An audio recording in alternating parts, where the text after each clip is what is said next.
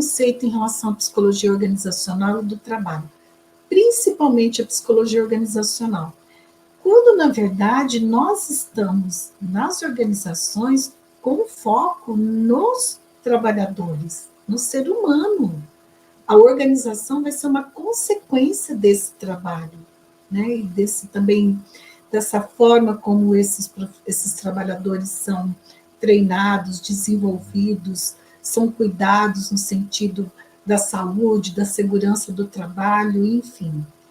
E, então, esse é o nosso foco. Eu, pelo menos, né, penso que se eu focar no trabalhador, como consequência, a organização vai se beneficiar. Agora, se eu foco só na organização, só nos resultados, aí eu corro o risco de prejudicar esses trabalhadores, porque eu vou estar invertendo o processo.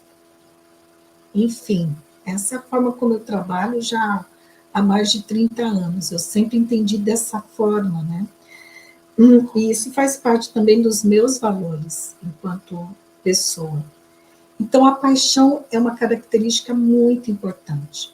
Uma outra característica que também é importante para você, psicóloga, quando trabalha com consultoria, são as habilidades. Habilidades é o saber fazer, né? E habilidade é uma das dimensões da competência. Lembra, né? A competência que tem conhecimento, habilidades e atitudes, né? Então, o saber fazer é importante. Eu penso que, né, é até um compromisso ético de cada uma de nós assumir um trabalho quando você sabe fazer.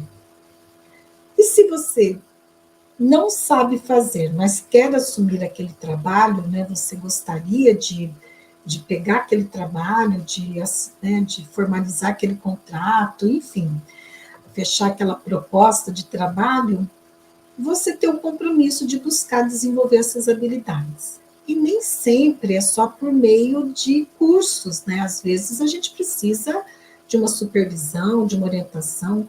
Eu, quando eu fiz a formação da SBDG, e na sequência, que daí eu entrei na curva de maturidade, e hoje eu sou didata, né, em processos grupais pela SBDG, e aí tem toda uma trajetória de investimento de carga horária, de supervisão, muita supervisão, né, supervisão onde eu investi financeiramente também, eu pagava para ser supervisionada, eu fui desenvolvendo as habilidades de trabalho com grupos, né, de trabalhar com grupos, em desenvolvimento, em treinamento, mais desenvolvimento do que treinamento.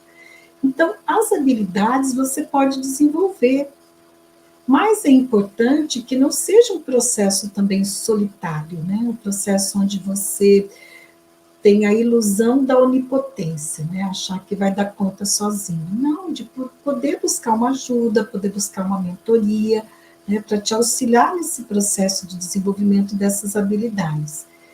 E aí, veja, o que eu percebo assim, né, que quando nós temos a graduação em psicologia, nós já temos muita vantagem em relação a poder desenvolver essas habilidades. Por isso que eu foco, né, na psicóloga. Claro que tem uma questão da minha formação, né, da ter a mesma profissão, tem uma questão de gênero também, que eu me identifico, fico mais à vontade de falar para a psicóloga, né, e não pro psicólogo. Claro que todos são bem-vindos, né, mas eu fiz essa escolha para quem eu vou dirigir a minha fala, porque daí também tem a ver com a minha trajetória, com as minhas questões, para eu poder também compartilhar. Então, a nossa graduação já nos dá um diferencial. Então, você fazer uma adequação, né, em termos de buscar sair da área clínica, ou se manter na área clínica, e, em paralelo, levar a consultoria, é uma questão de adequação, porque a base que é a graduação você já tem. Sim, tem uma complexidade. Sim, não é atender uma pessoa ou um grupo, não é atender uma família, vai ser atender uma organização que tem toda a complexidade de uma organização. Mas é possível, como eu já disse, se você tem um método, é possível. O que eu não gostaria é que algumas colegas ficassem com uma crença que fosse algo inatingível, algo que não é para mim.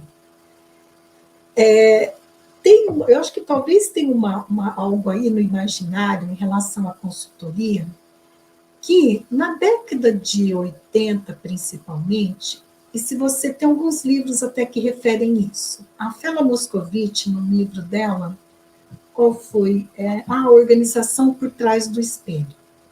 Fela Moscovitch, então, esse livro, A Organização por Trás do Espelho, ela fala do papel do consultor. Até eu fiz algumas citações na minha dissertação, que eu pesquisei consultora, e 90% eram psicólogos, né? Eu estudei prazer e sofrimento no trabalho, do trabalho da consultora organizacional. E eu faço essa citação da Fela, desse livro da Fela. Por quê? Porque na década de 80, principalmente, 80, 90, os consultores eram vistos assim meio como gurus, meio idealizados, meio endeusados também, visto como messias que vai salvar, né, nós de um problema que nós temos. Ainda tem um pouco disso, sabe? Ainda tem alguns que se colocam nesse lugar e algumas organizações que também alimentam esse lugar de alguns consultores, algumas consultoras. Mas não é o lugar que eu me coloco e nem que eu quero estar. Eu não quero estar nesse lugar de alguém inatingível, inacessível, alguém que está endeusada, não. Eu tenho sim um conhecimento, uma experiência que eu vou estar ali prestando esse serviço, oferecendo para o meu cliente, mas eu sou um ser humano, eu tenho as minhas limitações, os meus acertos, os meus erros. Claro que eu procuro acertar mais do que errar, mas é isso. Então, eu penso às vezes que essa é uma hipótese que eu tenho, sabe? Que às vezes essa questão talvez essa crença que está aí né, nessa mente coletiva, nesse inconsciente coletivo, de acreditar que não, isso não é para mim, para eu ser consultora, enfim.